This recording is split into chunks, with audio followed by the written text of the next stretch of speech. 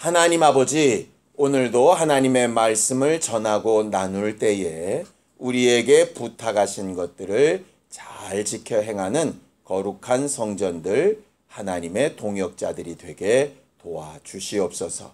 믿음으로 헌금함으로 하나님으로부터 온 은혜와 복을 마음으로 믿고 행동으로 시인한 사람들과 각 가정과 자손들 위해 하나님께서 약속하신 복과 생명이 충만히 역사할 수 있도록 저들의 마음을 지켜 주의 응답이 있기까지 소유할 줄 아는 믿음의 사람들이 다 되게 축복하여 주시옵소서. 예수님의 이름으로 기도하였습니다. 아멘. 하나님의 말씀은 사도행전 14장 19절에서 28절까지 말씀을 함께 같이 합독하겠습니다.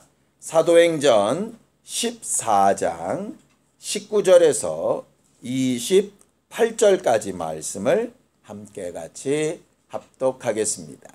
함께 읽습니다. 시작. 유대인들이 안디옥과 이고니온에서 와서 무리를 충동하니 그들이 돌로 바울을 쳐서 죽은 줄로 알고 시외로 끌어내치니라.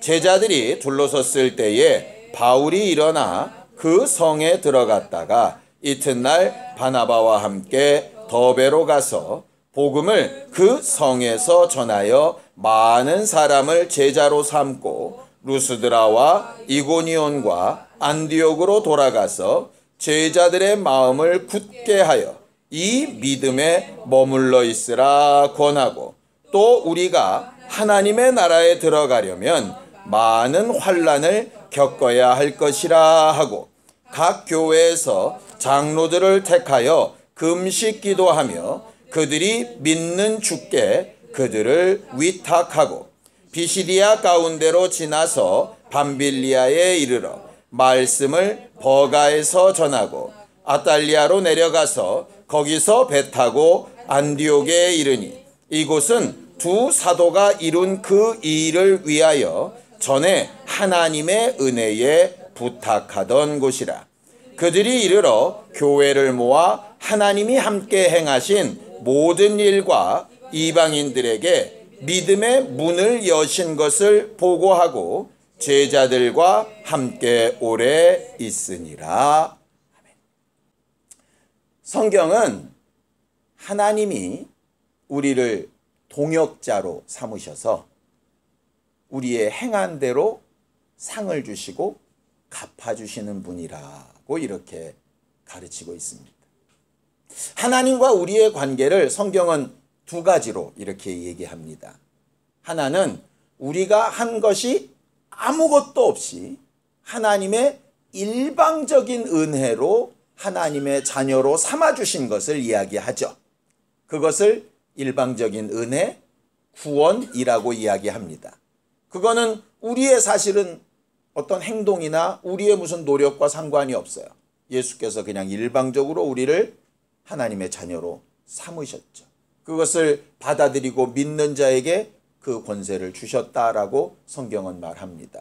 그래서 이렇게 얘기하죠. 영접하는 자, 곧 그 이름을 그냥 믿는 자, 하나님의 자녀된 권세를 주셨다라고 이렇게 말을 합니다.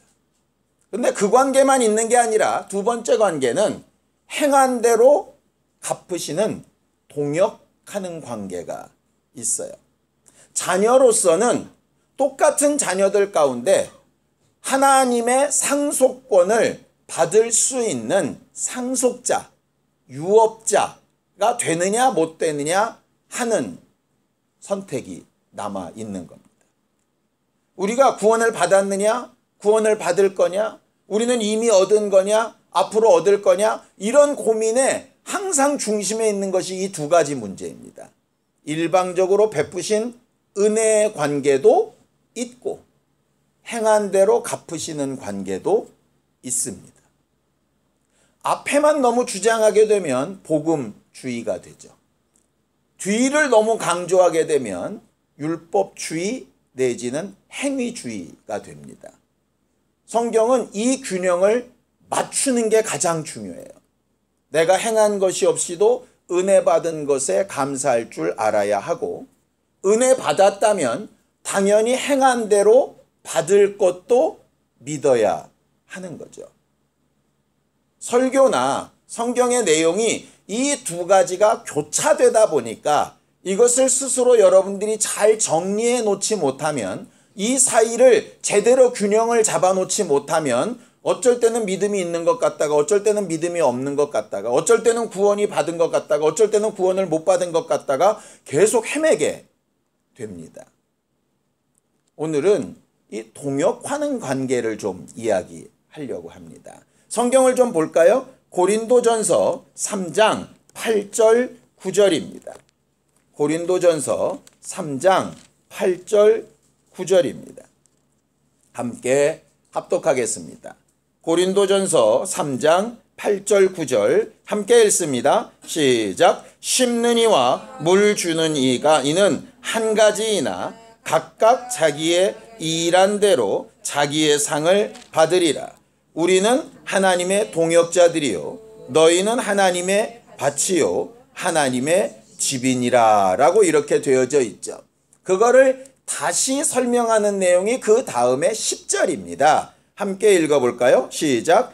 내게 주신 하나님의 은혜를 따라 내가 지혜로운 건축자와 같이 터를 닦아둠에 다른 이가 그 위에 세우나 그러나 각각 어떻게 그 위에 세울까를 조심할지니라 그렇게 되어 있죠. 이 터가 누구냐? 그 다음 11절을 보면 됩니다. 함께 읽죠. 시작. 이 닦아둔 것 외에 능히 다른 터를 닦아둘 자가 없으니 이 터는 곧 예수 그리스도라 그랬죠. 우리가 은혜로 얻었다, 이미 구원을 받았다, 하나님의 자녀가 됐다 라고 하는 것은 뭐와 똑같으냐? 터를 마련해 놓은 것과 똑같습니다. 산을 깎아서 택지를 개발하죠. 어쩔 때는 바다를 메워서 땅을 만드는 경우도 있습니다. 도무지 할 수 없었던 같은 것을 내 힘이 아니라 어느 누군가의 힘으로 택지를 만들어 놓은 것과 똑같습니다.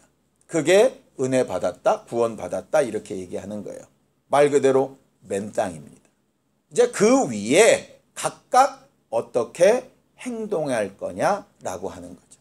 그럼 아무렇게나 지으면 되느냐? 그게 아니죠. 여러분들 우리나라 땅에도 택지가 이렇게 되어지면 거기에는 나름대로 도시 계획을 세웁니다. 그래서 여기는 몇 층짜리 이상 안 돼.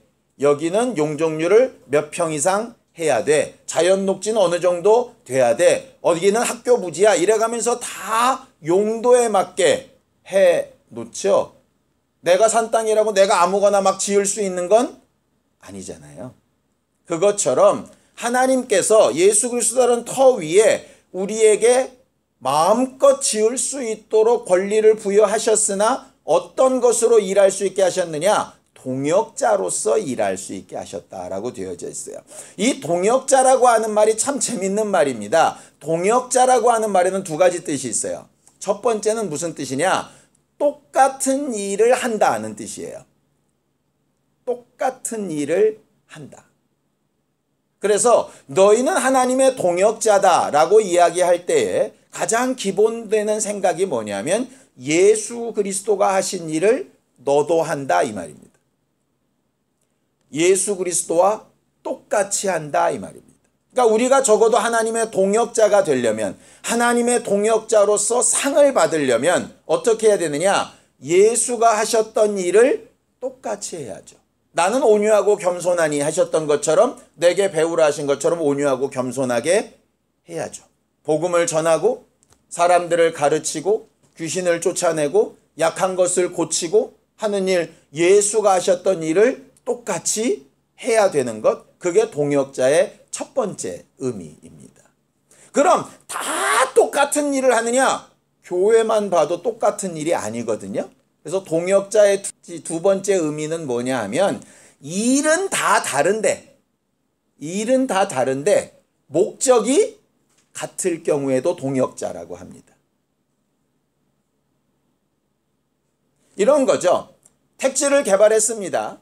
어디는 종교부지, 어디는 학교부지, 어디는 전원주택, 어디는 아파트, 다 다릅니다. 모양새가. 근데 그게 한꺼번에 모여서 있어야 그 안에서 생활도 되고 교육도 되고 쇼핑도 하고 쉬기도 하고 뭐 이렇게 하잖아요. 그런 것 없이 아파트 단지라고 처음부터 끝까지 전부 아파트만 지어놓으면 베드타운 되지 않겠습니까? 아무것도 생산성이 없는 도시가 되지 않겠어요? 그렇게 각각 다른 모양이지만 한 가지 목적으로 잘 서는 것, 그것도 동역자입니다. 그래서 동역자라는 개념에도 두 가지가 있는 거예요. 똑같은 모습도 필요하고 다르나 같은 목적으로 가는 것도 필요하고. 성경은 항상 이렇게 두 가지를 얘기를 하시는 거예요. 차라리 하나만 딱 얘기하면 고민을 안 할 텐데 두 가지가 다 있는 거예요. 그러니까 항상 좀 생각해 봐야죠. 예수 그리스도와 똑같은 행동이 지금 안 나오고 있을 때는 비록 행동은 다르고 방향은 다른 것처럼 보이나 결국 목적지는 같은가 생각해 봐야 되고요. 막 다른 모양들로 이렇게 다양하게 있다면 그렇게 다양하나 결국은 예수를 닮아가려고 하는 것에 과연 맞나? 확인해 봐야죠. 저 사람은 저래. 내가 신경 쓸 거 없어. 이렇게 되는 건 또 동역이 아닌 거예요. 어떤 게 쉬우냐?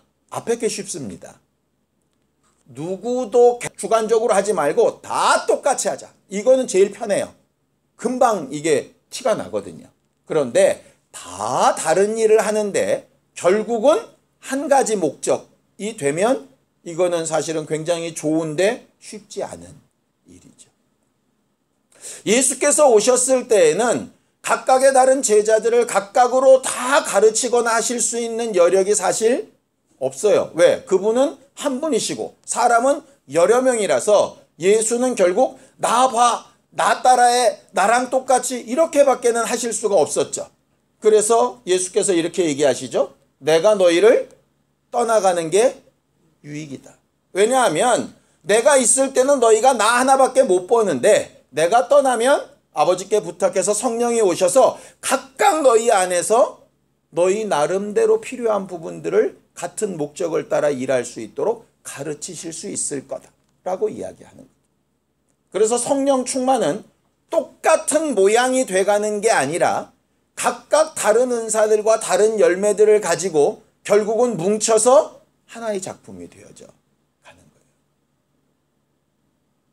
우리는 각각 또 하나님 앞에 서서 신앙인의 모습이 돼야 하고요. 그런 각각의 사람들이 모여서 가정으로, 셀로, 교회로 또 한 덩어리로 예수 그리스도를 만드는 협력도 반드시 필요합니다. 그래서 무교회주의는 잘못된 겁니다. 나만 구원은 각각이야. 이거 절반은 맞고 절반은 틀린 문제입니다. 그래서 성경도 주 예수를 믿으라. 그리하면 너 그리고 내 집 이렇게 되어져 있는 거예요. 그러니까 나는 신앙생활을 엄청나게 잘하고 있는데 우리 가정은 어쩔 수 없어. 이거는 사실은 절반입니다. 나는 좀 부족하지만 우리 가족들은 다 예수를 잘 믿어. 이것도 절반입니다. 성경은 그 기준을 맞춰가는 거예요. 그러니 서로 영향을 미치고 서로 권면하고 서로 돕고 하는 것이죠. 함께 가려고 하는 거예요. 교회도 마찬가지, 셀도 마찬가지.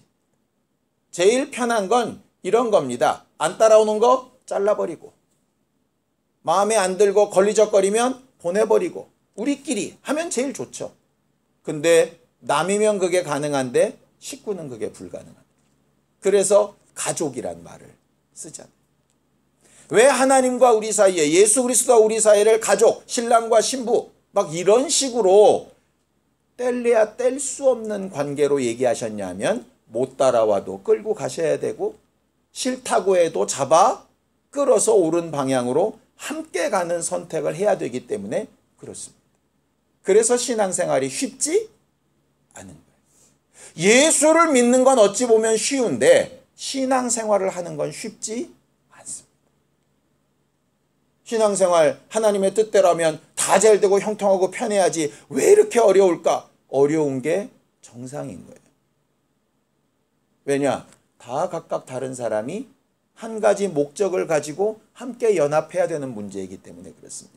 그래서 목적이 맞는지도 검토해야 되고 그 목적에 저 사람이 또 내가 합당한지도 검토해야 되고 그때 우리 둘이 하는 일에 어디는 빼고 어디는 넣고 해야 되는지도 검토해야 되는 문제이기 때문에 그래요.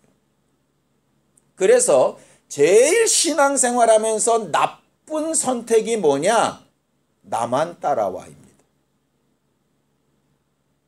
예수도 그렇게 말씀 안 하셨거든요. 그런데 자기만 옳다고 하는 게 가장 무서운 일이에요. 그래서 동역자라고 하는 말을 쓰신 겁니다. 이 동역자라고 하는 말에는요, 이런 의미가 들어 있습니다. 하나님은 창조주시고 우리의 아버지시고 주인이십니다. 그래서 말 그대로 그분이 토기장이처럼 일방적으로 명령하시고 일방적으로 징계하시고 일방적으로 뜻대로 하셔도 우리는 할 말이 사실상 없습니다. 그런데 이 동역이라고 하는 말의 뜻이 뭐냐 하면 동등한 위치로 끌어올려서 명령 대신 다른 걸 하신다는 말이에요. 그때 많이 쓰는 단어가 오늘 성경 본문에도 나와 있는 위탁, 부탁이라고 하는 말입니다.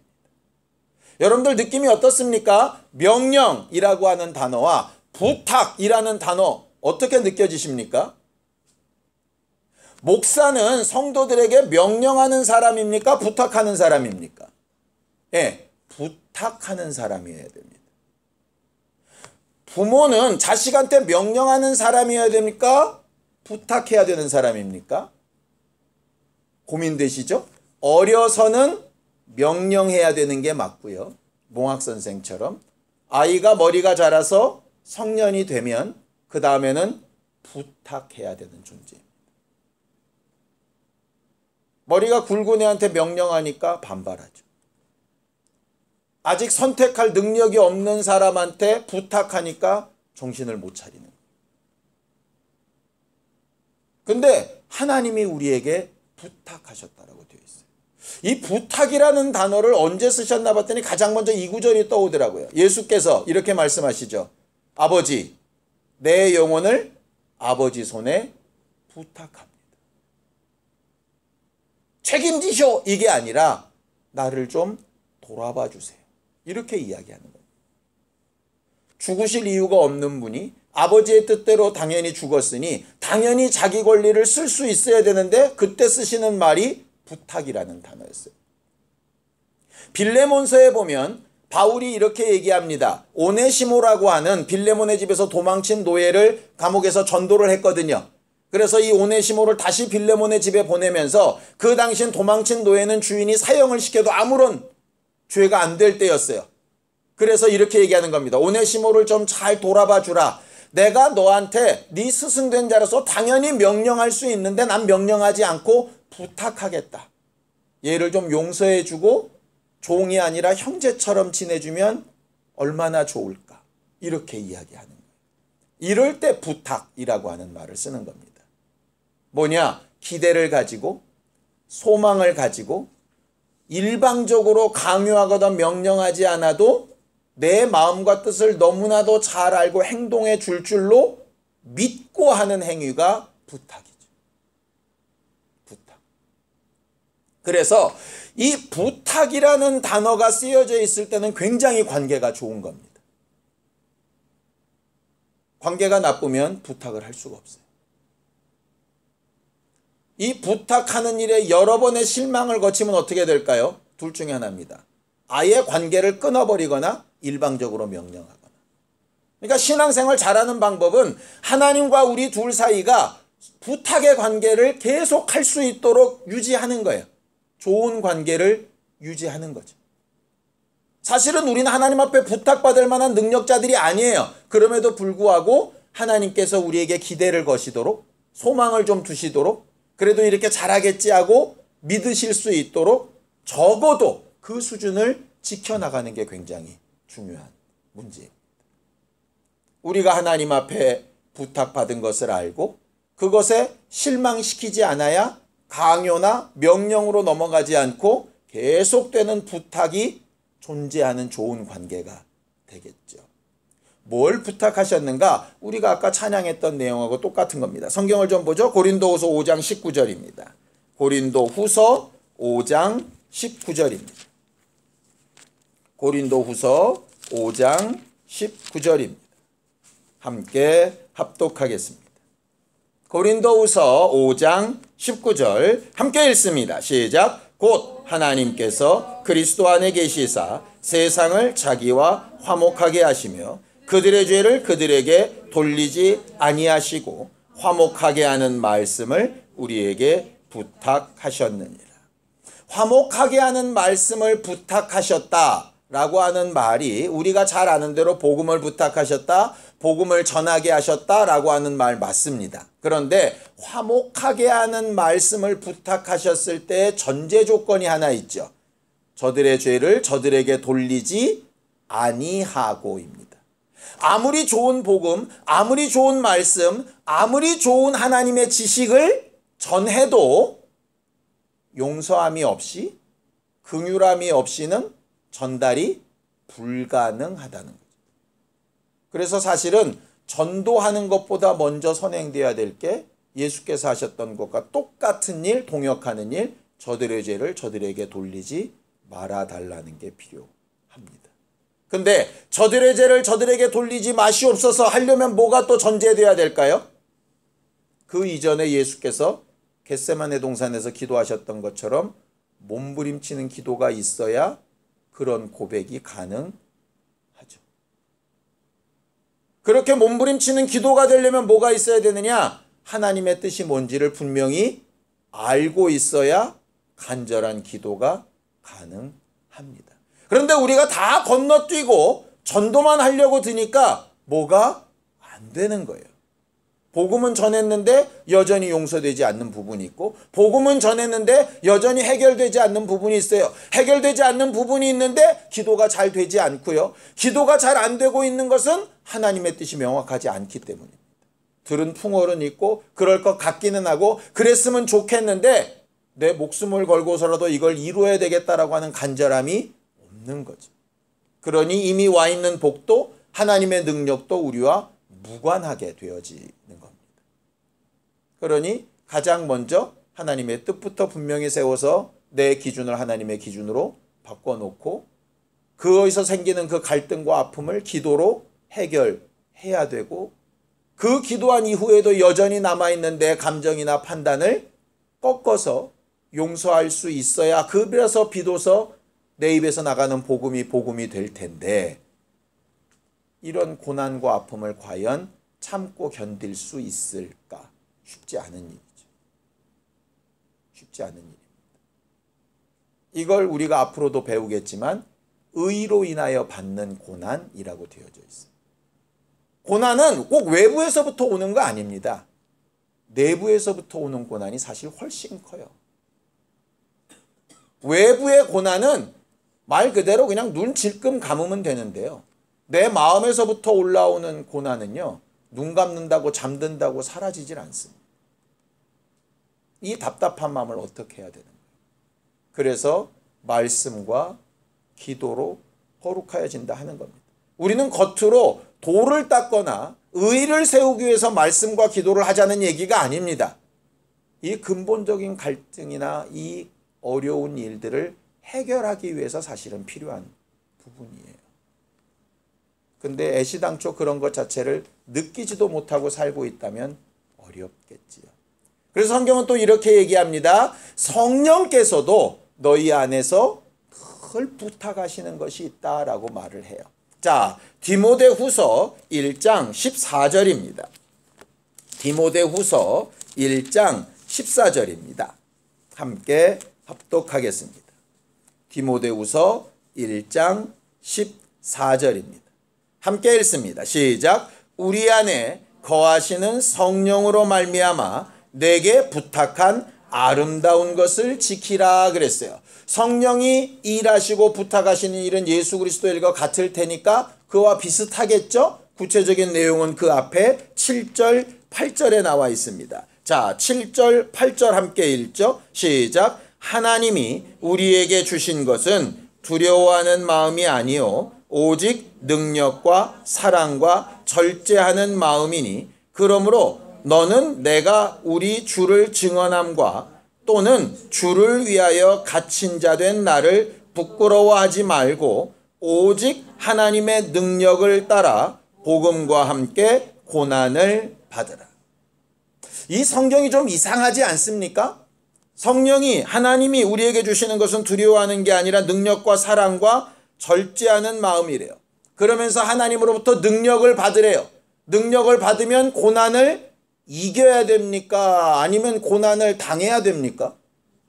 예, 우리는 고난을 피하고 이기고 고난과 상관없고 이래야 능력이 있다고 생각하는데 오늘 성경은 뭐라고 되어 있습니까? 오직 하나님의 능력을 따라 복음과 함께 고난을 받으라.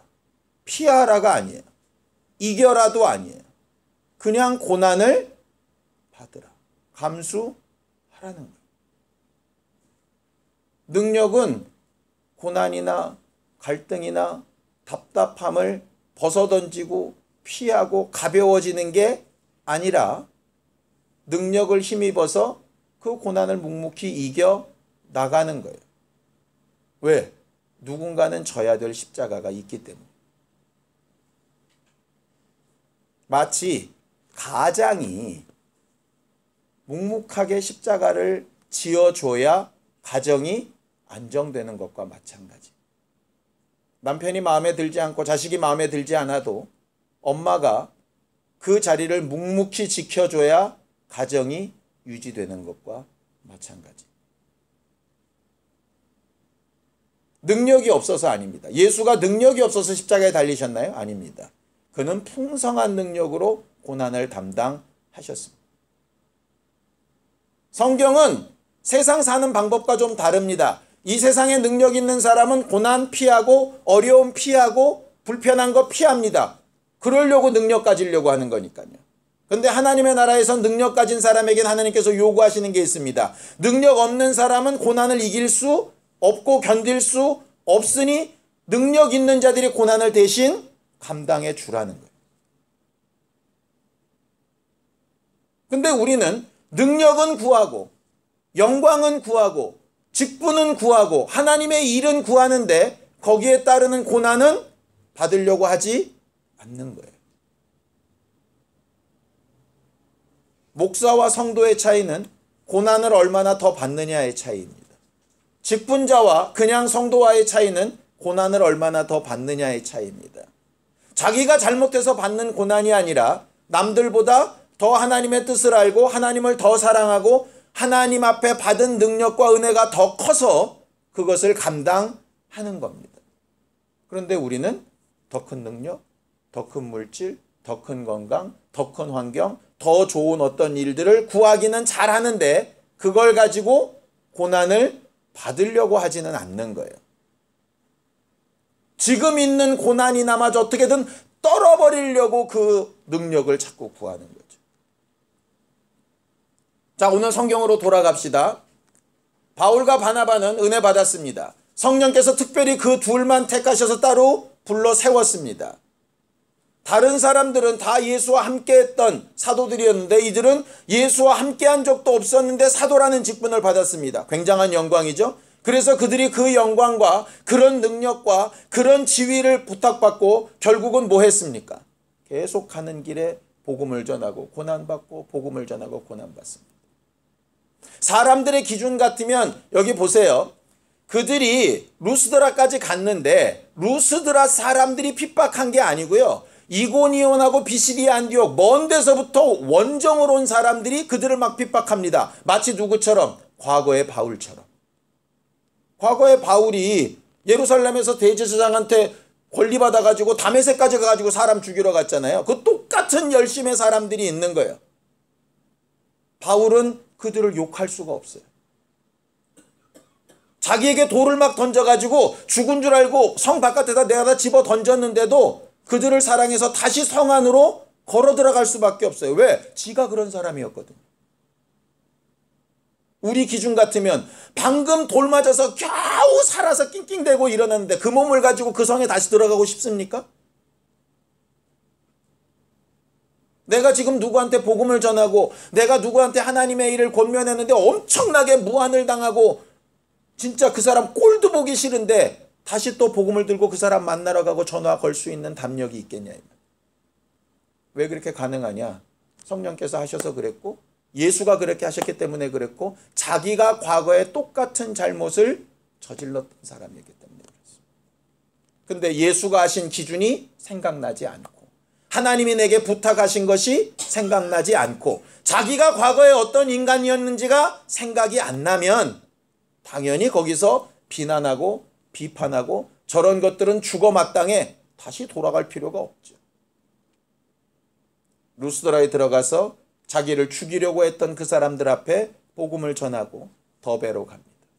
더베로 가서 마지막 일정을 끝낸 다음에 그 더베에서 바로 육로로 조금만 걸어가면 다시 돌아갈 수리아 안디옥 교회가 있는 자리를 다시 등 돌리고 그들이 핍박당했던 그 자리를 다시 갑니다. 왜? 자기들이 떠난 그 자리에 남은 믿음의 사람들이 있잖아요. 자기들은 능력이 있고 힘이 있어서 어떻든 버티고 여기까지 왔는데 남겨놓은 그들은 어떡하냐. 쉽게 예를 들어볼까요? 여러분들은 적어도 믿음의 1세대, 2세대쯤 되잖아요. 여러분들 때에는 어떻게든 여기까지 왔어요. 자고내 신앙생활을 얼마나 잘했든 못했든 모르겠는데 여기까지 어쨌든 기어가면서 왔어요. 이제 당장 하나님께서 내 영혼을 걷어가셔도 우리들은 어쨌든 믿음이 있다고 생각하고 구원의 확신이 있다고 하는 사람들이에요. 근데 남은 내 새끼들은 어떻게 해요? 쟤들 위해서 난 뭘 해야 되는 거예요? 그동안 내가 전했으니 니들은 알아서 해라. 이렇게 해야 되는 겁니까? 그럴 수 없으니까 돌아가는 거예요. 거꾸로 돌아가면서 너희보다 능력 많고 너희보다 먼저 부름받고 너희보다 정말 잘나 보이는 우리도 예수 그리스도의 일 때문에 이런 고난을 이기며 천국을 향해서 가고 있다. 너희들 이렇게 고난받고 어렵고 힘들고 세상에 사는 기준과 좀 다른 거 미련해 보이고 부족해 보이고 뭔가 잘못된 것 같고 의심이 갈지라도 제발 의심하지 말고 받은 믿음에 좀 굳게 서라고 부탁하고 또 부탁하고 그걸로 안 되니까 장로들 그나마 좀 나은 것들을 세워서 너희는 좀 더 짐을 져야 돼. 그렇게 가르쳐서 부탁하고 가는 겁니다. 왜 구브로 땅으로는 안 가냐? 거기는 핍박이 없었거든. 그러니 굳이 거기 가서 고난에 대해서 말할 필요가 없는 거예요. 그리고 나서 안디옥 교회로 돌아갔습니다. 자기들이 얼마나 고생했는지 얼마나 수고했는지 얼마나 어려웠는지 니들이 수리아 안디옥 교회에서 너희들끼리 행복하고 즐거울 때 우리는 얼마나 괴로운 세월을 보냈는지 자랑할 만도 한데 하나도 그런 얘기 안 하죠. 오직 하나님이 하신 일, 하나님이 도우셨던 일만 얘기합니다. 그리고 기뻐합니다. 왜냐? 내가 받은 고난, 내가 누구보다 고민하며 슬퍼했던 거, 내 눈물과 아픔을 분명히 그분이 신원해 주실 거기 때문에 굳이 다른 것으로 말할 필요가 없는 거예요. 목사인 저도 자꾸 말하고 위로받고 싶고 사람에게 뭔가 좀 격려받고 싶고 이럴 때 있죠. 그건 사람이니까 연약하니까 어쩔 수 없다고 생각합니다. 그러나 거기서 멈춰버리면 하나님이 내게 부탁하신 것은 어디로 가는 거예요? 충성되이 여겨 우리에게 부탁하신 것은 어디 갔냐? 우리 가정, 우리 자손들, 우리 남편, 우리 아내, 우리가 함께하는 성도들, 우리에게 명령하신 것이 아니라 부탁하신 것으로 좀 받을 수 있다면 좀 마음도 상하고 어려운 일도 있고 고난도 있을 수 있지만 그걸 내가 감당할 만해서 맡기신 것이라고 생각한다면 바울과 바나바처럼 우리의 이 사역을 좀 잘 마무리할 수 있지 않겠습니까? 제가 1차 전도여행의 마지막을 이렇게 정리하면서 그런 생각이 들었어요. 과연 하나님이 일로 가라, 꼬끌로 돌아가라 이렇게 강요하셨을까? 성경은 어디에도 그렇게 나와 있지는 않습니다. 그런데 그들은 어디로 가야 할지를 인도받고 있는 거죠.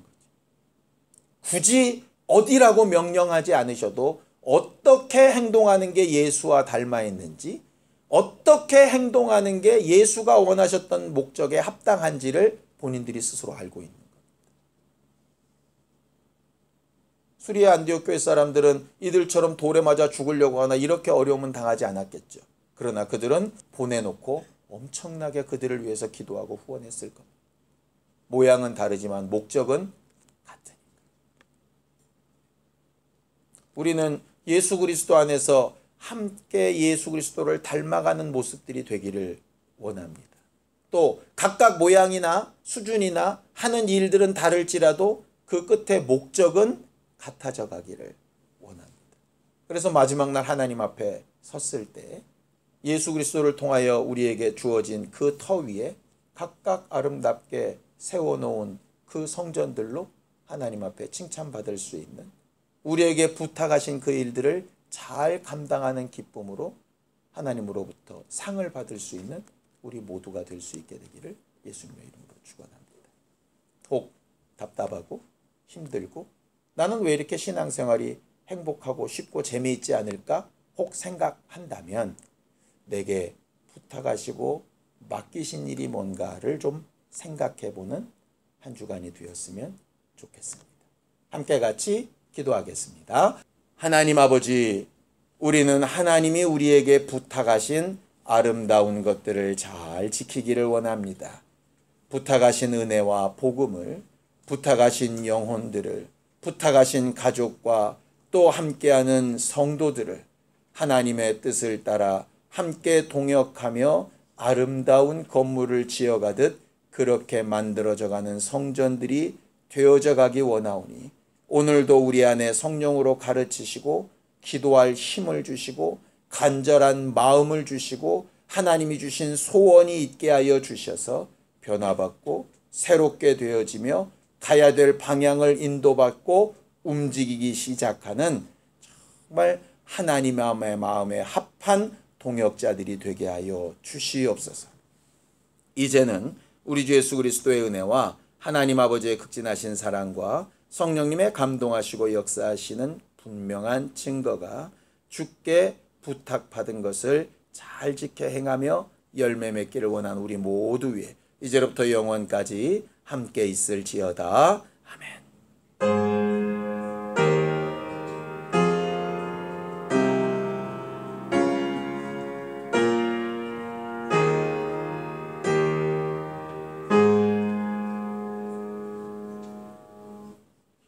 우리 예배 받으신 하나님 앞에 감사한 박수 내겠습니다. 수고하셨습니다. 감사합니다.